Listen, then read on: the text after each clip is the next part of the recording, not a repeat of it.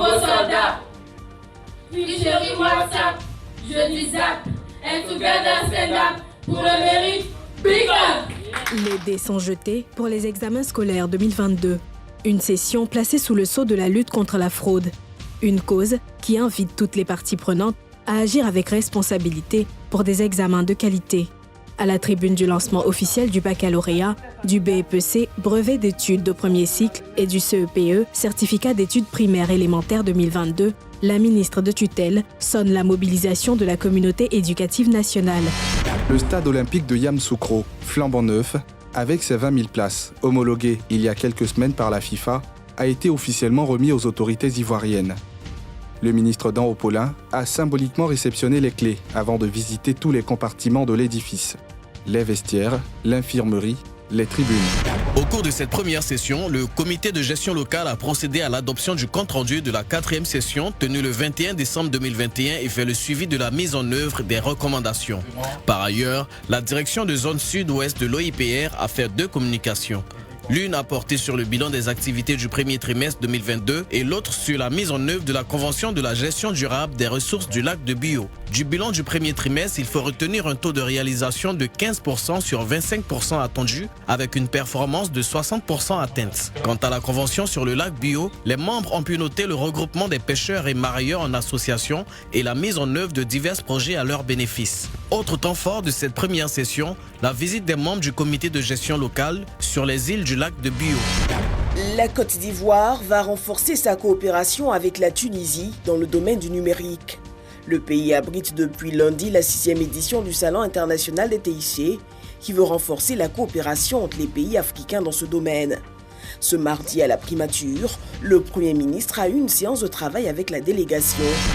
Salle des pas perdue au palais de la présidence ce mercredi. Le Conseil des ministres, présidé par le chef de l'État Alassane Ouattara, s'y tient. Le ministre en charge du pétrole et de l'énergie, qui manquait à l'appel depuis sa nomination, a rejoint l'équipe. Certainement un hasard du calendrier, son tout premier Conseil des ministres coïncide avec l'augmentation du prix du litre de l'essence à la pompe. Passé de 695 francs à 735 francs, c'est la 2e augmentation depuis le début de l'année. Pour réduire l'impact sur la population, c'est près de 200 milliards de francs CFA que le gouvernement ivoirien a dégagé en guise de subvention, dont la dernière s'élève à 80 milliards. L'unité de lutte contre le racket travaille à ce que les citoyens ne soient plus troublés dans leur quiétude par certains éléments des forces de défense et de sécurité qui posent à l'encontre de ceux-ci des actes répréhensibles. En dehors du racket et de la corruption qui sont les infractions les plus courantes, on note des cas de troubles à l'ordre public. Des infractions que le tribunal militaire est déterminé à combattre au sein des forces de l'ordre. Rendez-vous hebdomadaire du gouvernement. Le Conseil des ministres s'est tenu ce mercredi 1er juin en présence du chef de l'État ainsi que de l'ensemble des membres du gouvernement. Ce sont au total 6 mesures générales qui ont été prises, dont 2 projets de loi et 4 projets de décret. Parmi ces mesures, le projet de loi portant code de l'hygiène et de la salubrité ou encore l'ordonnance sur la lutte contre la corruption et les infractions assimilées venant modifier celle du 20 septembre 2013.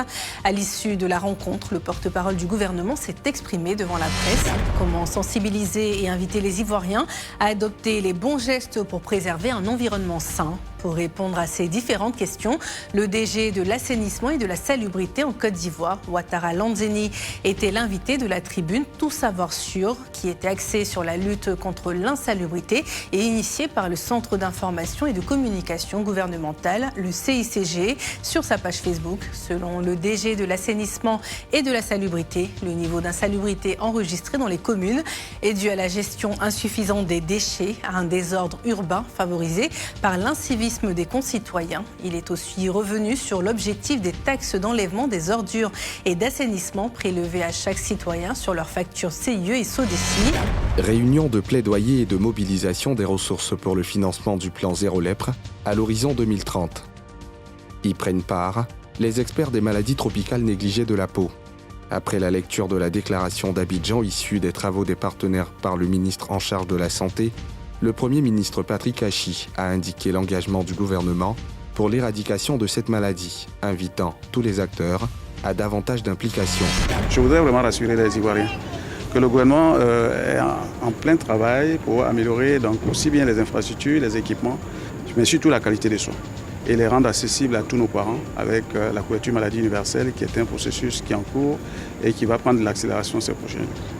Notons que cette descente sur le terrain va toucher d'autres établissements de soins, ce pour s'enquérir de l'état des lieux et prendre les mesures qui s'imposent à l'effet de garantir aux populations des soins de qualité. Ils sont sur les bords de la lagune ébriée depuis plus d'une semaine. Ce sont des hommes d'affaires portugais. En mission de prospection en Côte d'Ivoire, ils ont échangé avec la ministre des Affaires étrangères sur les opportunités d'investissement dans le pays. La Côte d'Ivoire, pleinement engagée dans la diversification économique et la transformation structurelle de son système industriel, comme toujours, prend une part active dans ses travaux. Un engagement symbolisé par l'activisme fructueux du ministre du Plan et du Développement Niali Kaba, également gouverneur de la Banque islamique de développement pour la Côte d'Ivoire. Ce rapport est le résultat de la radioscopie de l'économie ivoirienne ces 6 derniers mois. Une radioscopie réalisée par la Banque mondiale qui révèle sans équivoque que l'économie ivoirienne est non seulement solide, mais aussi en bonne santé. Gouvernance, infrastructure, équipement, gestion pédagogique, compétences du corps enseignant et rendement. Voici les 5 critères fondamentaux d'évaluation des établissements privés d'enseignement supérieur. Le ministre de l'Enseignement supérieur et de la Recherche scientifique, Adama Diawara, a procédé au lancement de l'opération d'identification de tous les établissements privés de Côte d'Ivoire, débutée le 30 mai et qui prendra fin le 3 juin 2022. L'opération consiste à identifier les établissements privés de l'enseignement supérieur et par ricochet à les évaluer afin de faciliter l'orientation des nouveaux bacheliers. Elle a pour objectif fondamental d'inviter les fondateurs à implémenter la démarche qualité dans la gouvernance de leurs établissements, ce en vue d'améliorer significativement leurs offres de formation. Bureau de la Sodexam au sud d'Abidjan. Ici, c'est le centre névralgique des prévisions météorologiques. En Côte d'Ivoire, pour la saison des pluies, il est attendu pour cette année, selon les indications, près de 640 mm de pluie au total.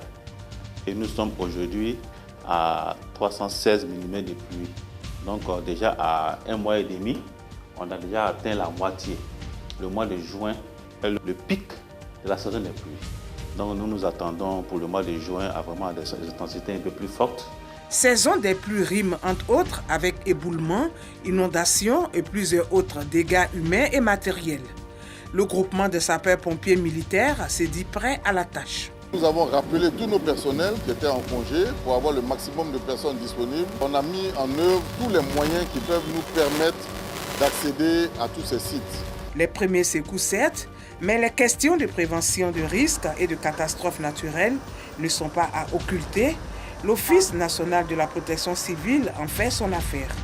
Il mène des actions de terrain pour apporter le message de sensibilisation aux populations, notamment celles vivant sur les flancs de collines. CICG, le citoyen au cœur de l'action gouvernementale.